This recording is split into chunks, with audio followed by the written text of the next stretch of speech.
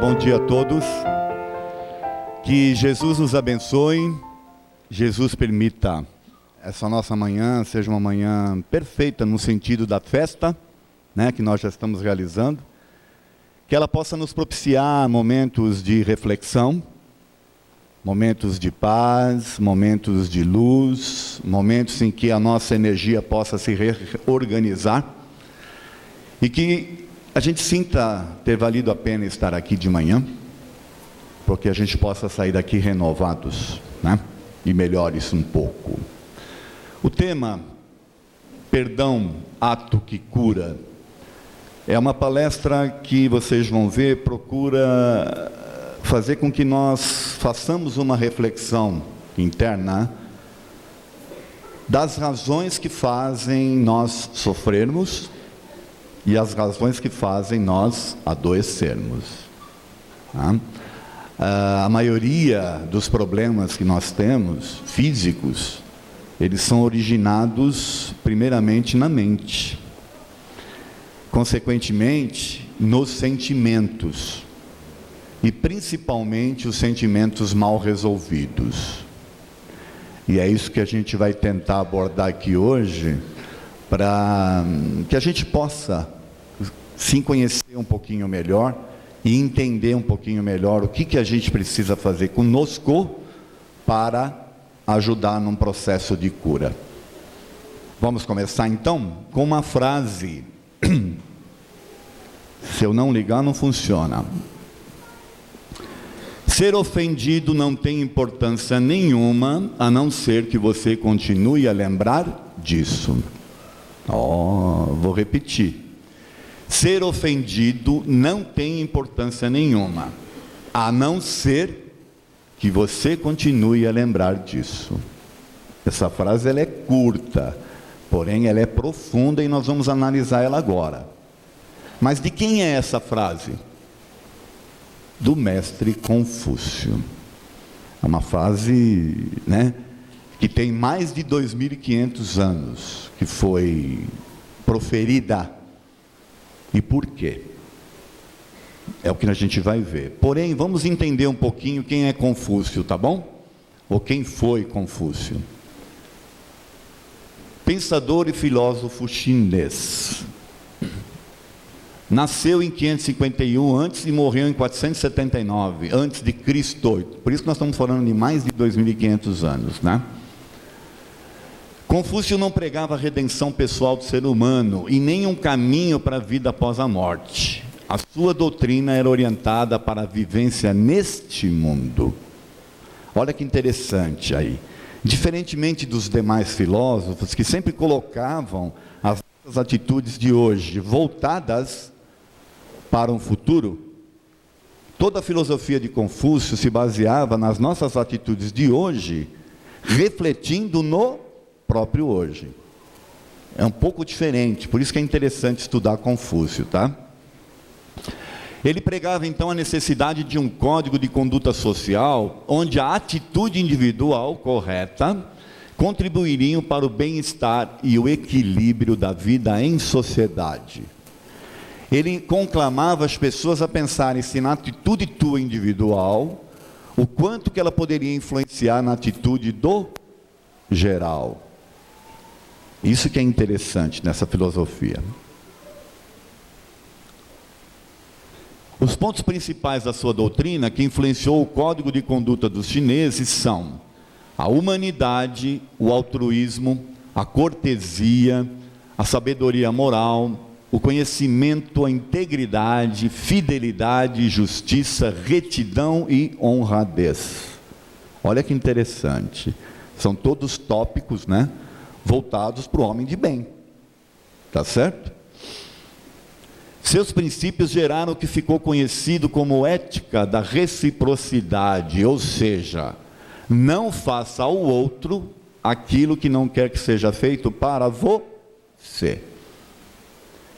Se eu não quero algo para mim, gente, significa que eu não devo fazer isso para o outro. A partir do momento que eu penso que é bom para mim, e eu ajo desta forma, eu vou estar agindo no mundo de forma a que as outras pessoas também o façam. Isso vai contribuir para que a sociedade seja mais justa, seja melhor. Esse é o conceito. Se você vai fazer alguma coisa que não é bom para você, não deve fazer isso para o outro também. É simples. É uma base de pensamento simples, mas de muito profundo. Vamos para a frase. Vamos entender a inteligência da frase dele, tá? Aquela frase curtinha, mas que tem um conteúdo muito importante. Para entender a profundidade, coerência, inteligência e o grande ensinamento não patente contido na filosofia de Confúcio, temos de analisar a sua frase utilizando a razão sobre a emoção. Qualquer pessoa que esteja chateada, magoada, quando lê aquela frase, acha que é um absurdo. Imagina, tem importância sim ser ofendido. O que é isso? Você está agindo com a razão? Ou está agindo com a emoção? Para entender o conceito, nós temos que deixar a emoção de lado e usar a razão. O que ele está tentando passar para a gente aí? Então é preciso que a adrenalina baixe, que a gente se disponha a pensar sobre o tema. Tá certo? Assim sendo, vamos separar a frase em duas análises. A primeira é a afirmativa de ser ofendido não tem importância nenhuma. Como eu já falei, tem muita gente que acha um absurdo, porque tem importância sim. Eu estou sofrendo, aquela pessoa fez aquilo comigo, eu não deveria passar por isso, Deus é injusto comigo, e por aí afora. As ladainhas são as mais variadas, né? Que a gente usa. Mas vamos usar a razão sobre a emoção e tentar entender o que ele quer dizer.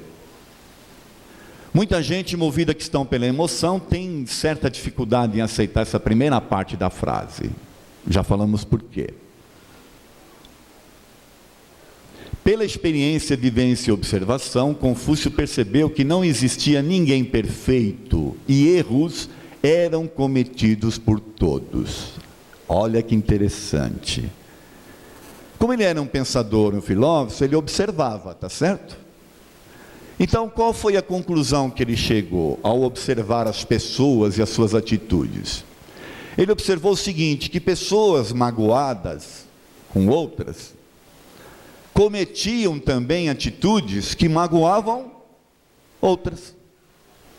Ou seja, ela se magoava com um e acabava magoando outro. Aí ele concluiu, puxa, nós estamos vivendo num mundo onde as pessoas ainda estão num processo aí de aprendizado, e ora se magoam e ora magoam. Por isso, ser ofendido não tem importância. Por quê? Porque faz parte da natureza humana. Da mesma forma que eu me sinto ofendido, eu também ofendo. Então, por que eu vou ficar, chateado com isso? É esse o conceito que ele usou. Da mesma forma que eu, fico irritado ou chateado com alguém, pode ter alguém chateado e irritado comigo. É simples. Ou não. Ou a gente pode se colocar na condição daquele que não erra, daquele que não comete equívocos. Mesmo que você não queira, as pessoas acabam se magoando com você. Ou não. Na maioria das vezes, você tem intenção de ferir alguém? Às vezes não, mas aquela pessoa se sente ofendida, Você não tem a intenção, mas a pessoa vem e se sente ofendida. Então, por que eu vou ficar esquentando a minha cabeça? É esse o conceito dele, de ser ofendido não tem importância nenhuma. Por quê? Porque todo mundo se ofende, gente. É isso. Assim, ofender e ser ofendido faz parte da natureza do ser humano, que ainda caminha lentamente para a sua ascensão. Se conseguirmos deixar a emoção de lado e utilizarmos a razão, aceitando a nossa real natureza, concluiremos que realmente ser ofendido não tem importância nenhuma. Por quê? Porque eu também ofendo. É simples. Qual é o problema então? é a retroalimentação. É isso que nós vamos ver agora, que está na segunda parte da frase. Na segunda parte da frase, Confúcio faz um alerta muito sério sobre um ponto que é normalmente ignorado pela maioria das pessoas: a retroalimentação da emoção vivenciada. A segunda parte é: a não ser que você continue a lembrar disso. Aí sim, ser ofendido tem importância. Por quê? Porque você está lembrando e lembrando e lembrando e lembrando e alimentando aquela emoção. A ofensa já aconteceu, você já sofreu, se magoou, mas não esqueceu. Pelo contrário, continua alimentando a mesma energia por conta própria, sem que haja uma decisão pensada e muitas vezes sem uma nova ação do outro. Olha, não é uma decisão pensada, e às vezes não tem nenhuma nova ação do outro. O outro já se foi, já está distante, já cortou relações. Por que então que eu fico alimentando aquela emoção ou aquela situação? A escolha é minha agora, não depende mais do outro. É porque eu não estou usando a razão, eu ainda estou vivendo a mesma emoção. E o problema, gente, é que tem gente que leva isso por anos afora, anos e anos, ao ponto inclusive de levar isso para o outro lado. Leva ao desencarnar, e ao levar ao desencarnar, passa a perseguir o objeto de sua pseudo-ofensa. Esse é um problema sério. Por ser uma decisão não pensada, você, sem o uso da razão, perde o controle e a emoção toma conta, sem o devido equilíbrio. Você está vivendo de emoção pura, você não está usando o raciocínio, e aí é um perigo sério. Viver situações de emoção por algum tempo é natural e não causam sérios problemas. Porém, ao alimentarmos unicamente e exaustivamente um determinado sentimento, principalmente o negativo, entramos no processo de retroalimentação. Então sou eu agora que escolhi, às vezes não de forma pensada, mas emotiva, ficar alimentando aquele sentimento. E é um sentimento bom? Eu pergunto. Mágoa, rancor, ódio, é um sentimento bom? Eles nos fazem bem? Não. E eu estou ali, né? Alimentando. O que eu estou fazendo comigo? Adoecendo. Pois eu venho no Obreiros tomar um passe, legal. Porém, vai resolver? Quantos passes eu tenho que tomar para resolver, enquanto eu não mudar? Entendem? Então, olha, a retroalimentação, se for mantida, causará em nós mesmos sérios transtornos psíquicos, espirituais e até físicos, ocasionando as diversas doenças. Então é o seguinte: quando eu fico nesse processo, quem eu estou convidando para estar comigo? Às vezes os nossos mentores vão lá do nosso lado e tentam: puxa, meu filho, para com isso, sai dessa. Às vezes vem um amigo, vem um parente, vem alguém e fala: puxa, mas você ainda está nessa, para com isso. São os espíritos do bem tentando fazer a gente, mas a gente fica alimentando, e aí quem a gente atrai para nós? Aqueles que querem ver o circo pegar fogo. Entenderam? Aqueles que se alimentam desse tipo de energia, que pode parecer absurdo, mas tem espíritos que se alimentam desse tipo de energia. Por quê? Porque eles também vivem nessa situação. Quando desencarnam com raiva, com rancor, com mágoa e não conseguem esquecer, eles se retroalimentam também desse tipo de sentimento. E quem está fornecendo isso para eles? Somos nós.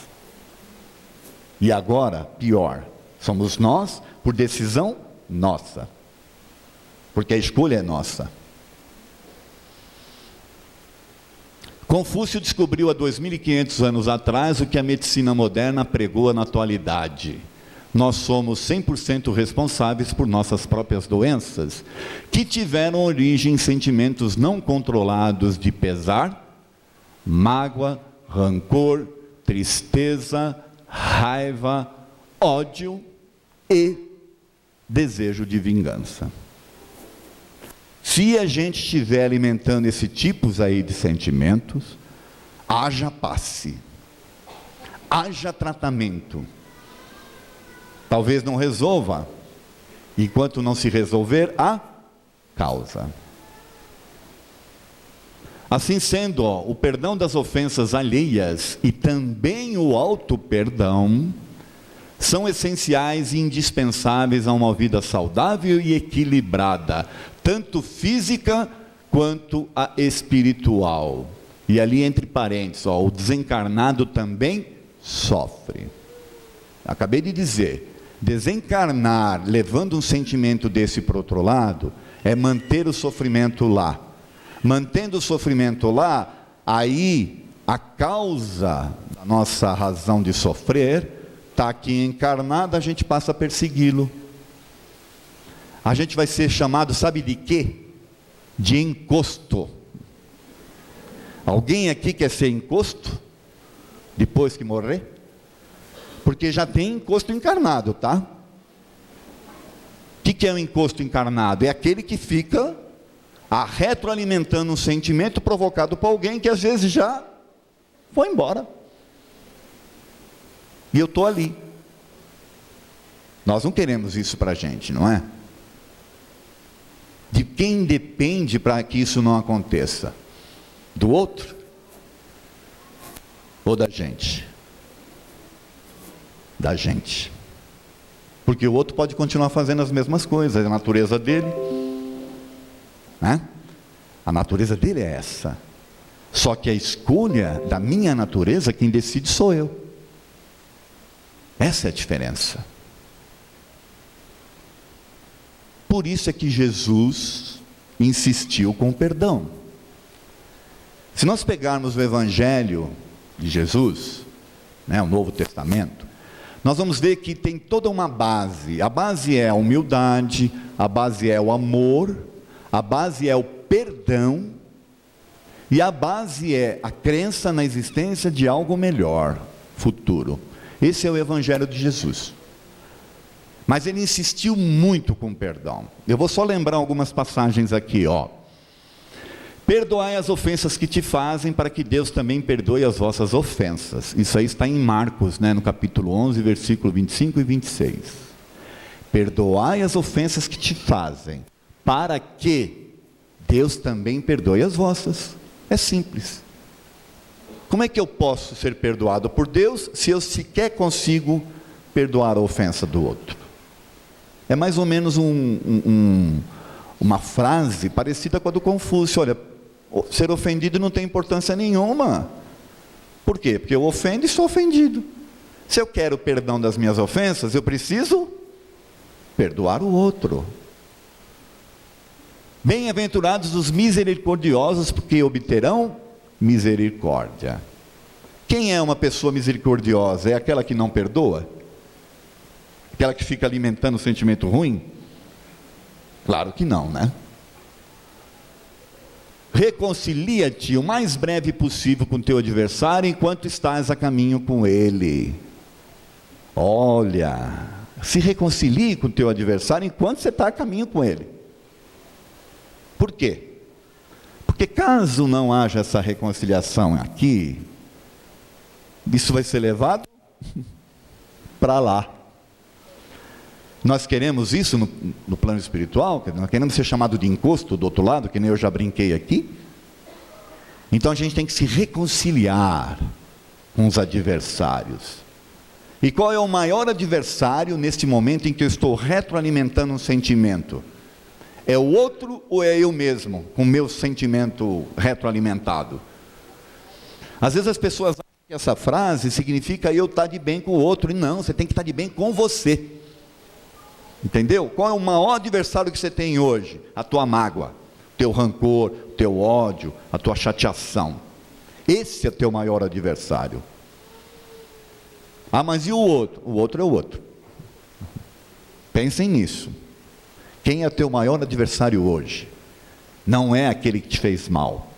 O teu maior adversário hoje é você mesmo. Se alguém lhe bater na face direita, lhe apresenteis também a outra. Isso não é perdoar? A pessoa te ofende, você ainda, sabe, oferece outra face. A gente não chegou nesse nível ainda, né? Quem sabe até o fim do ano frequentando aqui, né? Quem sabe? É assim? Agora vai ter até um programa que a gente pode estar assistindo, não é? Tem mais. Mulher, onde estão os que te acusaram? Ninguém te condenou? Ela respondeu, não, Senhor. Disse-lhe então Jesus, também eu não te condenarei, vai e não peques mais. Vocês lembram dessa passagem? A mulher adúltera, queriam provocar Jesus, queriam apedrejá-la. Ele propõe para as pessoas que queriam apedrejar a mulher, escuta, aquele dentre vós aí que tiver sem pecado, joga a primeira pedra. Pensa aí se você tem condições de condenar essa mulher. Se você não tem nada a dever. É mais ou menos o que Confúcio concluiu, certo? Ser ofendido não tem importância, por quê? Porque todo mundo se ofende. Jesus falou isso. Pensa aí. Aí as pessoas jogaram pedra? Não, se retiraram. Aí ele poderia condenar ela, vocês concordam ou não? Quem é que tinha autoridade moral ali para condenar a mulher? Não era ele? Cadê aqueles que acusaram mulher? Se foram. Nem eu tampouco te acuso. Vá, não peque mais. Sabe o que significa? Mulher, você aprendeu uma lição, você sabe, cometeu um equívoco, aprenda com isso. Se desenvolva, seja uma nova pessoa a partir de agora. Vai, e não peques mais. Você agora é uma outra pessoa, entendeu? Isso faz parte da natureza humana, isso serve para todo mundo, até para aquele que errou conosco. Porque aquele que errou conosco também está aprendendo uma lição. Ele é convidado por Jesus a ir e não pecar mais também, assim como nós. Pai, perdoai-os porque eles não sabem o que fazem. Olha, num dos momentos mais cruciais da sua vida, do que ele lembrou? Da mágoa, da chateação com o povo? Não, perdoa eles não estão sabendo o que fazem. Será que a pessoa que nos ofendeu sabe o que fez? Sabe o que ela causou? Olha, Jesus insistiu tanto com perdão, que o Pedro, incomodado, foi perguntar para ele, Senhor, quantas vezes perdoarei a meu irmão, quando houver pecado contra mim? Até 7 vezes, porque Pedro achava que 7 vezes já estava bom. Não vos digo que perdoeis até 7 vezes, mas 70 vezes 7 vezes. Pronto. Tem gente que faz isso no caderninho, agora tem planilha Excel, entendeu? Você bota lá o nome da pessoa, quantas vezes ela te ofendeu, e quando der 790, acabou. É 790? Acho que é. Não faço o cálculo. É isso. Eu tenho que ficar contabilizando a quantidade de erros que a pessoa tem comigo, para que eu possa perdoar? Ou eu tenho que perdoar indefinidamente? Aliás, o ideal é não se ofender, mas a gente ainda não está nesse nível. Então, como a gente se ofende, o ideal é perdoar. Não importa a quantidade de vezes. Porque se a gente começa a catalogar a quantidade de vezes que as pessoas erram conosco, nós não estamos perdoando. Essa que é a verdade. A gente está retroalimentando o sentimento. Então, Se Jesus insistiu tanto com perdão, é porque ele nos conhecia profundamente. E ele sabe o efeito curativo, o efeito transformador que o perdão pode causar em nós. E é isso que nós vamos ver agora. A medicina moderna e estudos realizados em universidades de renome apresentam-nos vários experimentos que confirmam o perdão como um poderoso meio de cura. Aí já é a ciência agora analisando a questão. Já não é mais uma questão filosófica e não é uma questão moral. Agora é científico. Charlotte Wilbert, professora de psicologia do Hope College, na Michigan, nos Estados Unidos, realizou uma experiência com 71 voluntários. Ao lembrarem de algo que os fez sofrer, registrou-se aumento da pressão sanguínea, batimentos cardíacos e da tensão muscular. Porém, ao se imaginarem entendendo e perdoando, se mostraram mais calmos, caindo a pressão sanguínea e os batimentos. É uma experiência que ela fez assim, ela pôs toda aquela aparelhagem, por isso que eram só 71 voluntários, que é muita parafernália sabe, fiarada, aquela coisa toda, para ser monitorado. Colocou esse pessoal numa sala, fez lá o monitoramento, botou uma música e foi induzindo-os a lembrar de algo ou de alguém que os tivesse ofendido. Assim que eles iam, porque nem todo mundo lembrou ao mesmo tempo, tá certo?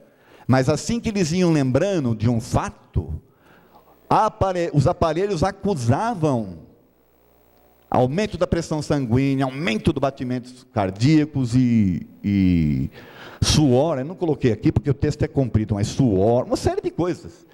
Uma interferência do pensamento no físico, causado por uma lembrança ruim, de mágoa.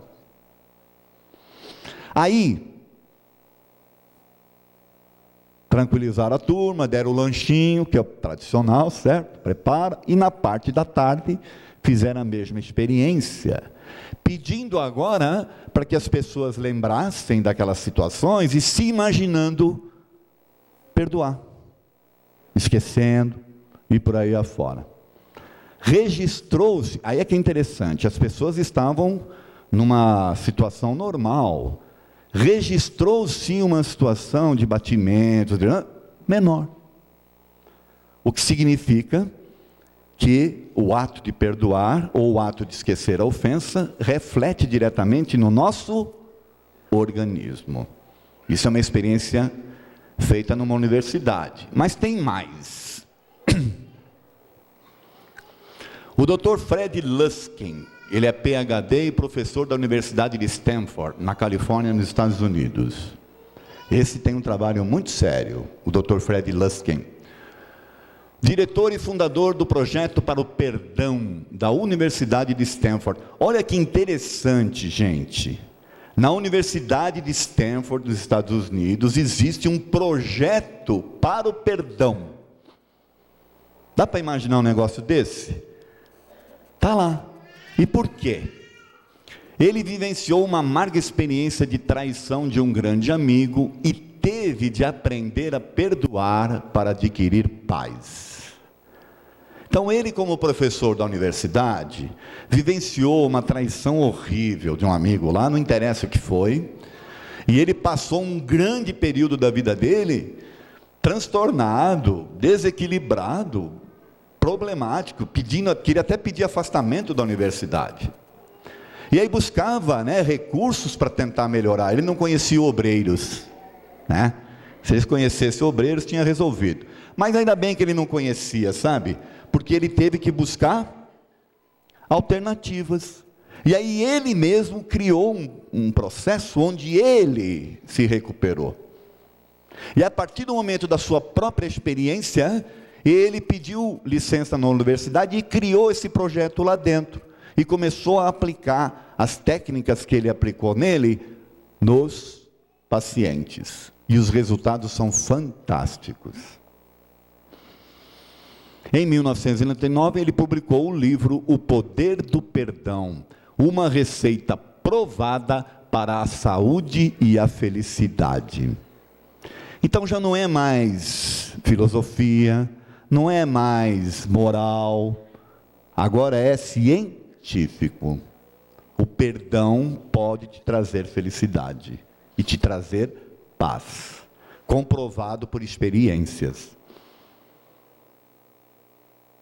Eu trouxe um trechinho de uma entrevista dele, porque uma coisa é eu falar aqui para vocês, a outra eu vi um pouquinho do professor ali. Está em inglês, eu fiz a tradução e inseri também os caracteres, não sei se todos vão conseguir compreender, mas eu acho importante, mesmo que a gente não consiga captar, ver o homem falando do projeto dele. Vamos ver?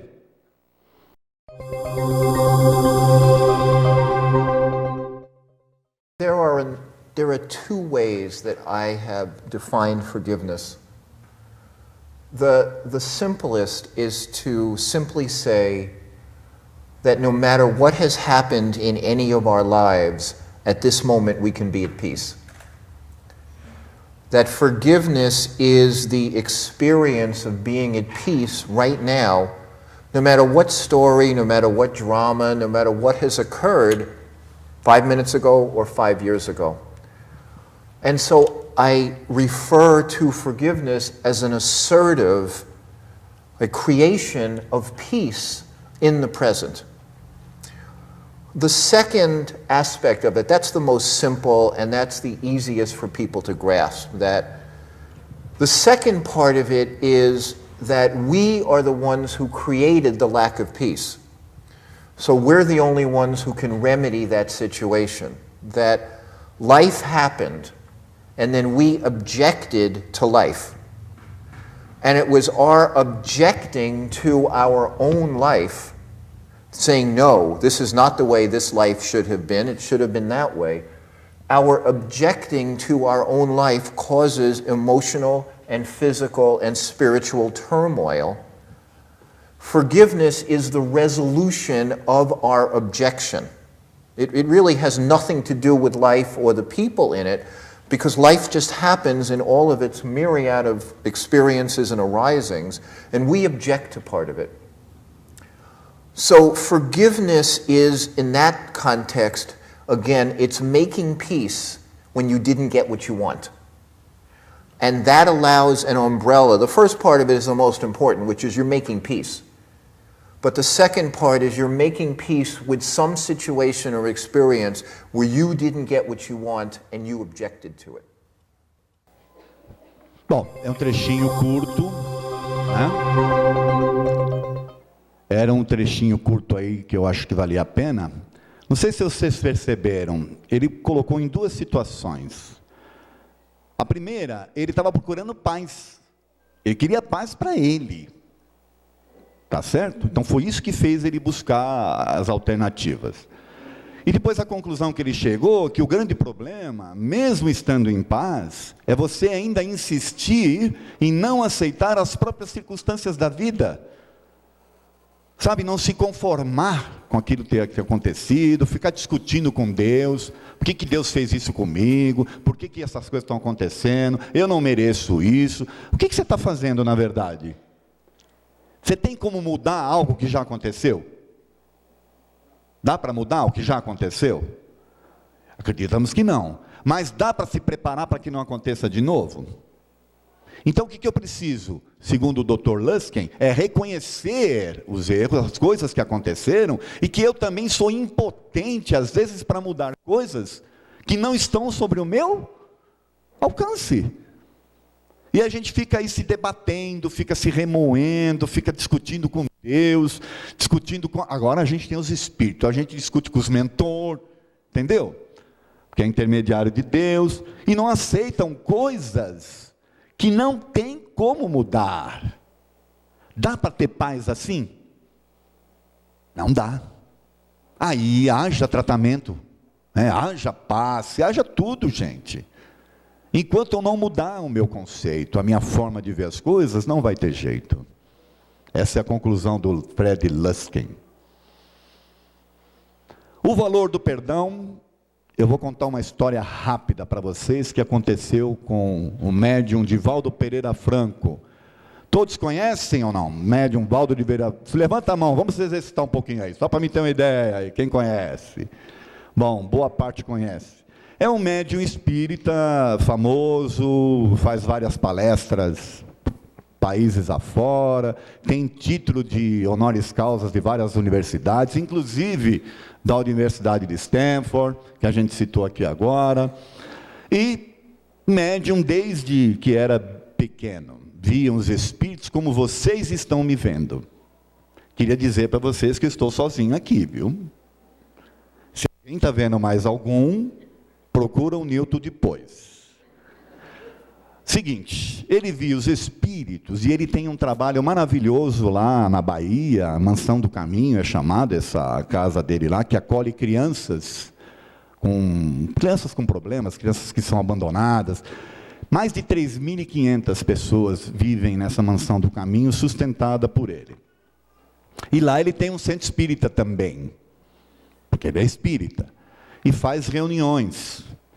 Terminaram um dia lá uma reunião no centro espírita, ele foi para o quarto dele, se preparando para dormir, já de pijama, não sei se era de bolinha ou não, porque não conta isso na história, de pijama, fazendo oração, ele vem entrar um espírito pelo quarto dele, entrou lá um espírito iluminado, de branco, bonito, uma luz, aí ele, em pensamento, falou, puxa, eu acabei de fazer a sessão no centro, e vem o espírito aqui, bem na hora de eu dormir, ele pensando, aí o espírito, que vocês sabem que os espíritos se comunicam por pensamento, o espírito pensando, falou, Divaldo, me perdoe, não queria atrapalhar teu sono, mas eu preciso da tua ajuda. Opa! Você quer ver alguém mudar, é você falar assim, eu preciso da tua ajuda. Não é? A gente quer fazer, quer ajudar, a gente quer reservar um lugarzinho lá em cima. Preciso da tua ajuda, pronto, já mudou o pensamento dele, falou, opa, quer que eu, né? E ele pensando com ele mesmo, mas o que eu posso fazer para um espírito desse nível?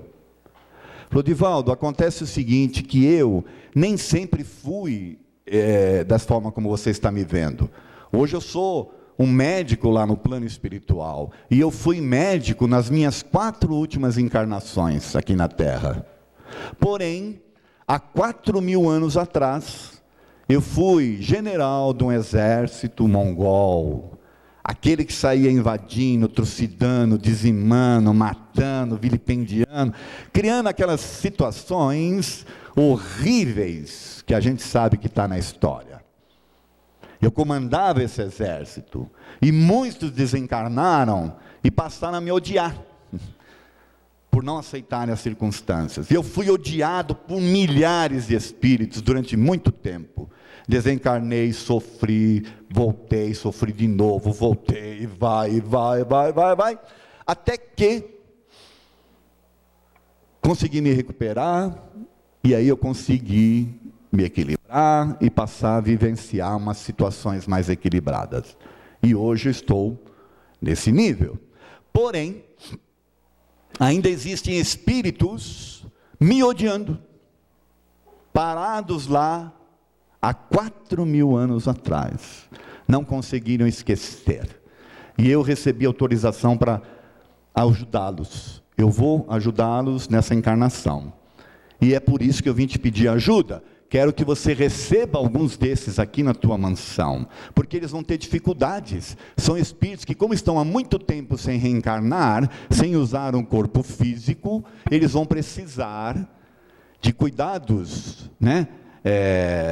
Como é que chama? Fisioterapeuta ali, de cuidados, né?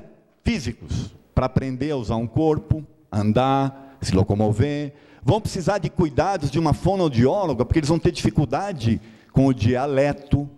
Eles ainda estão parados num dialeto babilônico que nem existe mais. Então vão ter dificuldade, vão precisar de ajuda de fonoaudiólogos. Você aceitaria alguns desses aqui?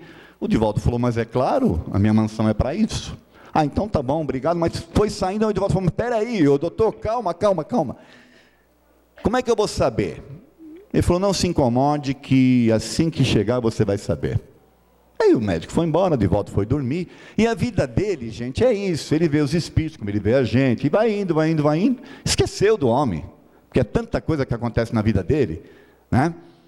3 anos depois, batem na madrugada lá no portão da Mansão do Caminho. Ele vai atender um casal com uma criança no colo, dizendo que tinham largado aquele bebê na porta deles, mas eles não tinham condições de aceitar aquele bebê. Então, queriam que o Divaldo pegasse o Divaldo, mas eu não posso pegar, porque só com autorização do juiz, eu não posso aceitar assim, tem que ter registro. Não, mas Divaldo ajuda, porque nós não temos condições, e vai naquela...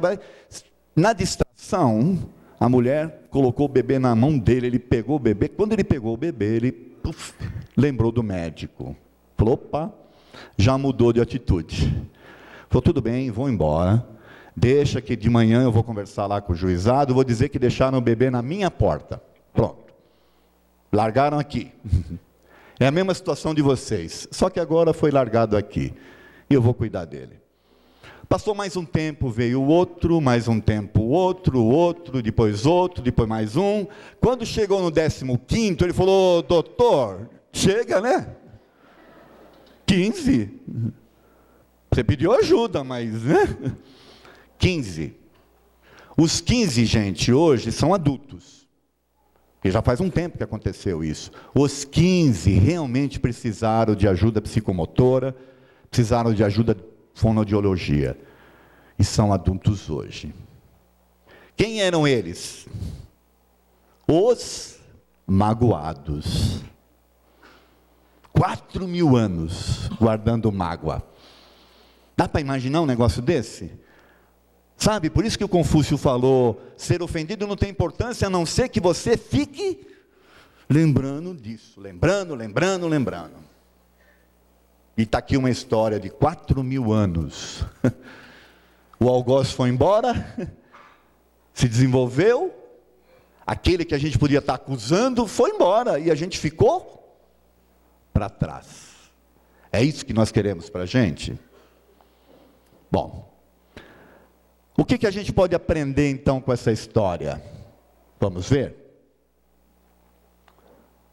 Primeiro, o ensinamento é o valor do perdão e o quanto é importante não guardar mágoas. Afinal, devido ao rancor, espíritos ficaram 4.000 anos paralisados na sua evolução.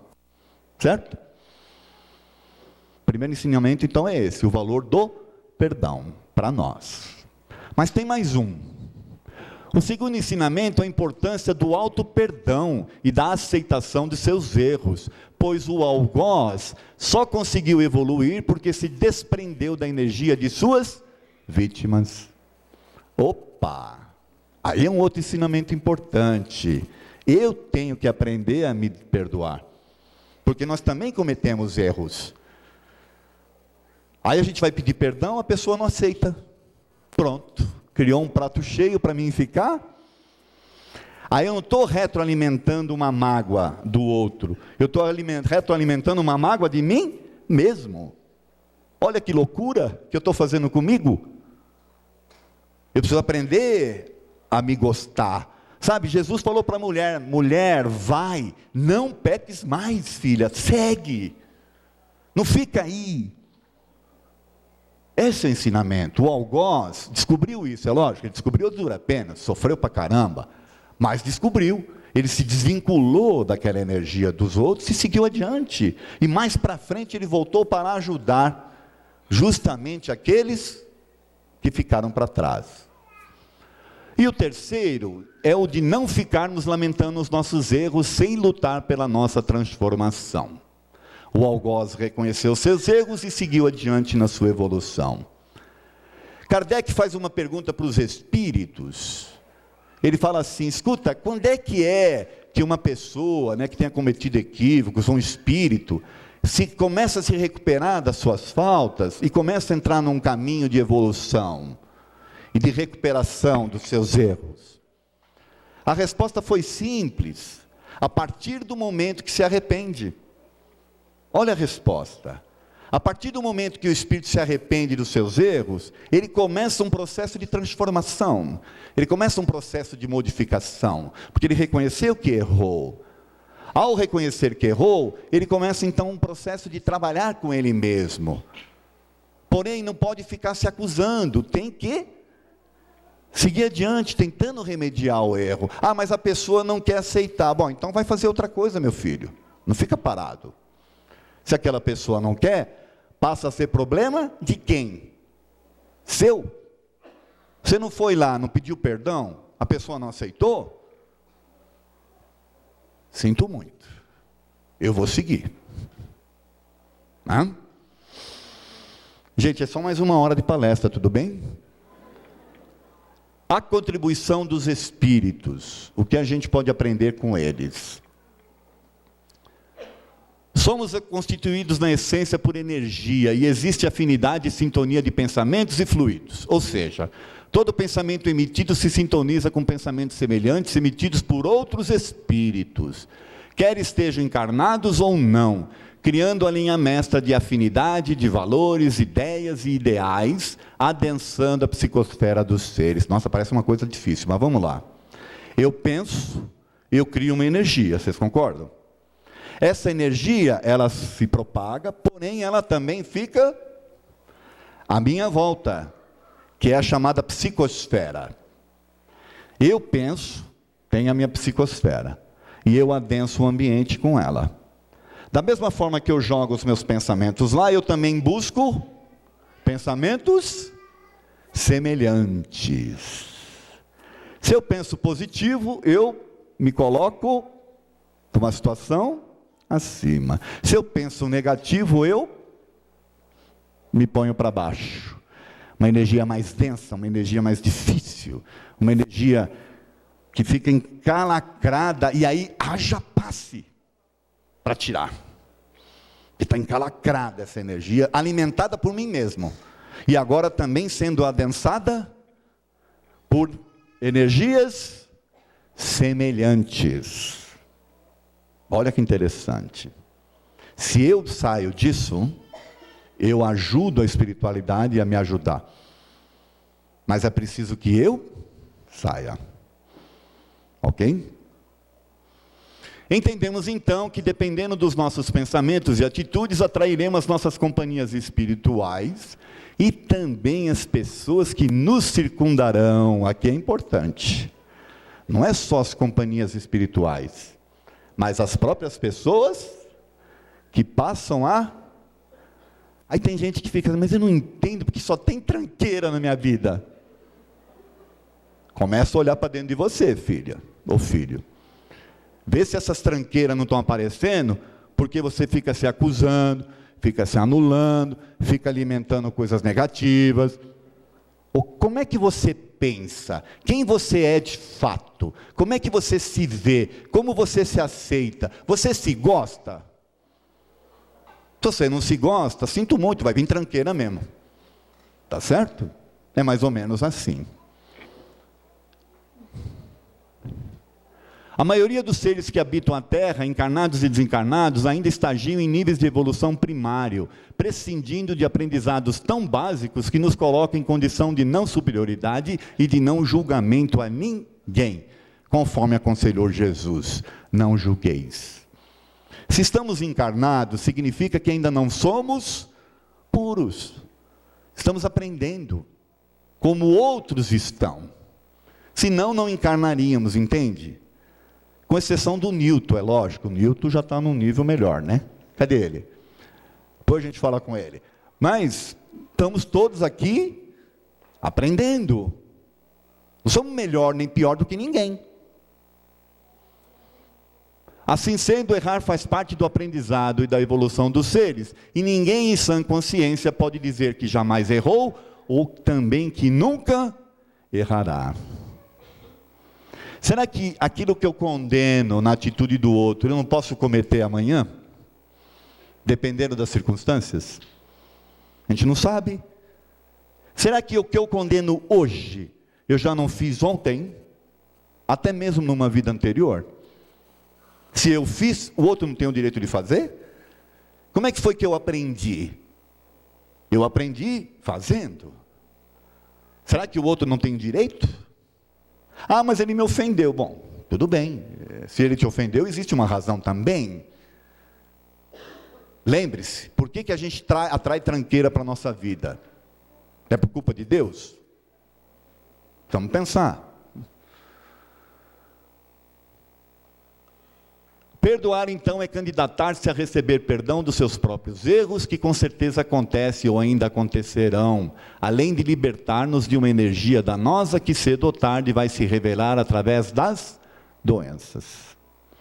Perdoar é se libertar dessa energia.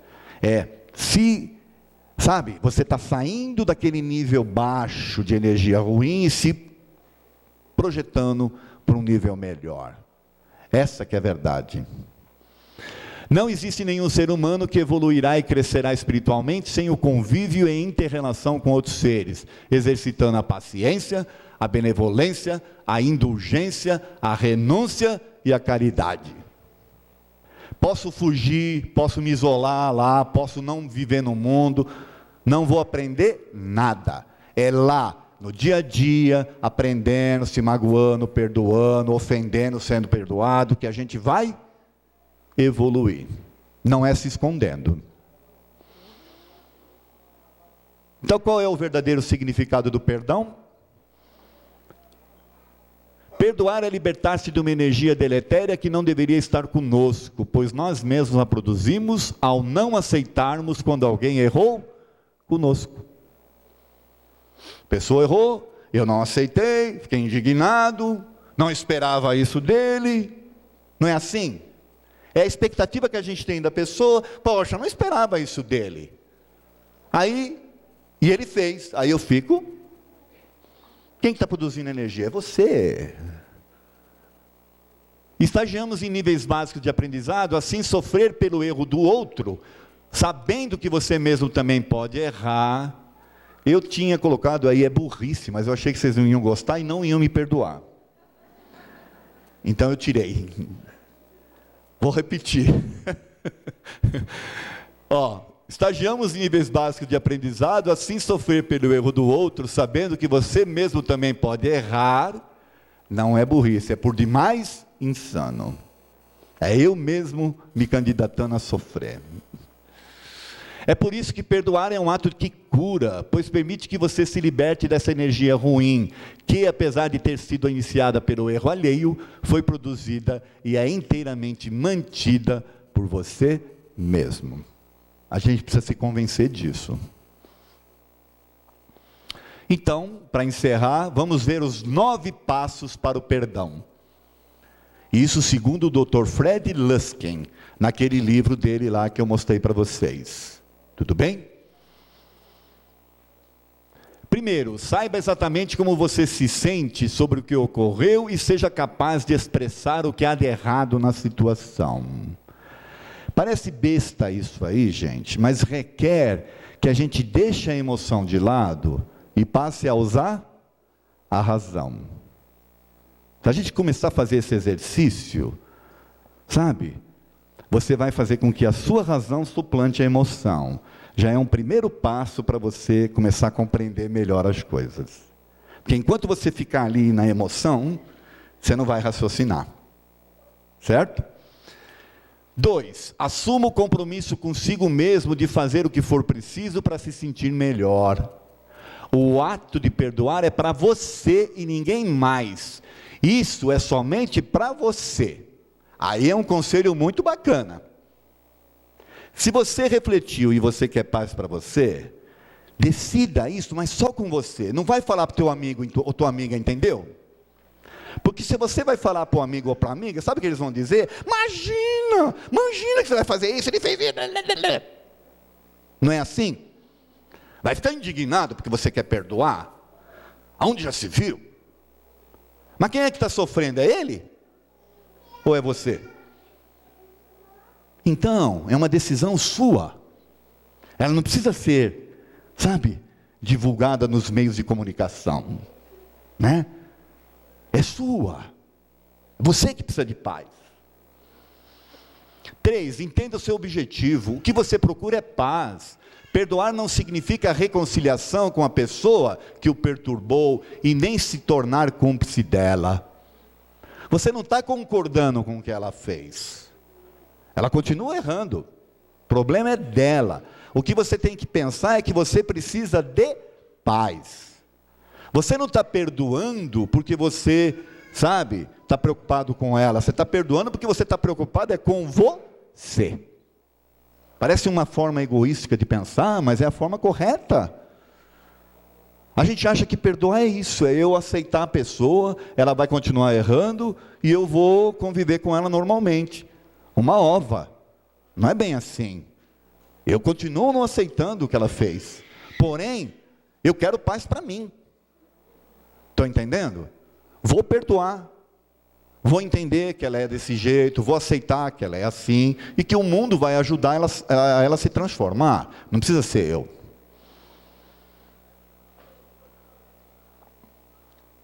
Tenha uma perspectiva correta dos acontecimentos. Reconheça que o seu aborrecimento atual vem dos sentimentos negativos e desconforto físico de que você sofre agora, e não daquilo que o ofendeu ou o agrediu há 2 minutos, ou há 10 anos atrás, ou há 4.000 anos atrás, segundo a história que eu contei. Por que você está sofrendo? Ah, porque o outro fez há 10 anos atrás. Gente, pelo amor de Deus. No momento em que você se sentir aflito, pratique técnicas de controle de estresse para atenuar o mecanismo de seu corpo. Há várias técnicas e atitudes para isso. Nós não temos o hábito de ficar sozinhos. A gente fica e liga a televisão. A gente não gosta de ficar com a gente. Parece que a gente não gosta da gente, entendeu? A gente precisa começar a pensar um pouco melhor. Bota uma musiquinha suave. Começa a pensar em você mesmo, a se aceitar, a se gostar, a entender você. Porque um dia você vai ter que estar com você de qualquer forma. É quando a gente, vocês sabem, né? Uma hora a gente, eu não costumo fazer assim, mas a gente, depois de passar pelo obreiro, certo? A gente, entenderam? E eu preciso estar de bem comigo. Mas se eu fico me distraindo com a televisão, pior ainda, se eu fico me distraindo vendo da Atena, ou o outro tal Marcelo Rezende, aí ferrou de vez. Entenderam? Aí não tem jeito. Desista de esperar de outras pessoas e de sua vida coisas que elas não escolheram dar a você. Reconheça as regras não cobráveis que você tem para a sua saúde ou para o seu comportamento e também dos outros.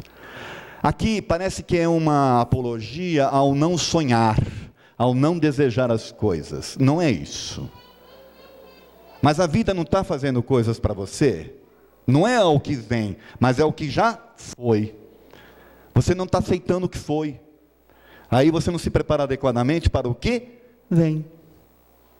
É isso. Lembre-se a si mesmo que você pode esperar e merece saúde, amizade, prosperidade, mas procure se esforçar para consegui-los. Porém, você sofrerá se exigir que essas coisas aconteçam quando ainda fragilizado, sem o devido poder de fazê-las acontecer. Olha, então eu preciso me equilibrar para que isso venha. Se eu estiver fragilizado, aí não tem jeito. Coloque sua energia em alcançar seus objetivos positivos por um meio que não seja através de experiência que o feriu. Em vez de reprisar mentalmente a sua mágoa, procure outros caminhos para os seus fins. Aqui é o que o Confúcio falou, né? A não ser que você continue a lembrar disso. Você vai estar? Esquece. Procure outras coisas. Lembre-se de que uma vida bem vivida é a sua melhor vingança. Essa aqui é legal. Um monte de gente vai gostar. Em vez de se concentrar nas suas mágoas, o que daria poder sobre você à pessoa que o magoou, aprenda a buscar o amor, a beleza e a bondade ao seu redor. Nossa! Tem melhor vingança do que essa? Do que a pessoa ver que você está bem? Olha, se não for por você mesmo, então que faça isso. Saia dessa. Mesmo que você queira egoisticamente mostrar para o outro que você está bem. Mas saia. Olha o que ele fala aqui, desculpe, deixa eu voltar um pouquinho. Olha o que ele fala aqui, em vez de se concentrar nas mágoas, o que traria poder sobre você, a pessoa que o magoou. A pessoa fez aquilo por você há 10 anos atrás, ela ainda continua com poder sobre você, porque você não tem controle da situação. Por fim, evite apresentar-se como coitado. Modifique a sua história de ressentimento de forma que ela o lembre da escolha heróica que é perdoar. Passe de vítima a herói na história que você contar. Olha que coisa linda. Ai, me magoou, ele fez isso comigo. Não, olha, ele me magoou, mas eu consegui. Estou assim, estou assado. Não é legal? A gente fica disputando o campeonato de mágoa? Não fica? Vem uma pessoa e fala, ai, fulano fez isso comigo. Mas você não sabe o que o outro fez comigo. E aí fica aquela disputa. Quem é que sofre mais, entendeu? Achando que vai, com esse sofrimento todo, quando na verdade vai ficar por aqui mesmo. O famoso encosto, como eu já falei aqui. Gente, vocês não acreditam, mas acabou. Muito obrigado pela atenção de vocês.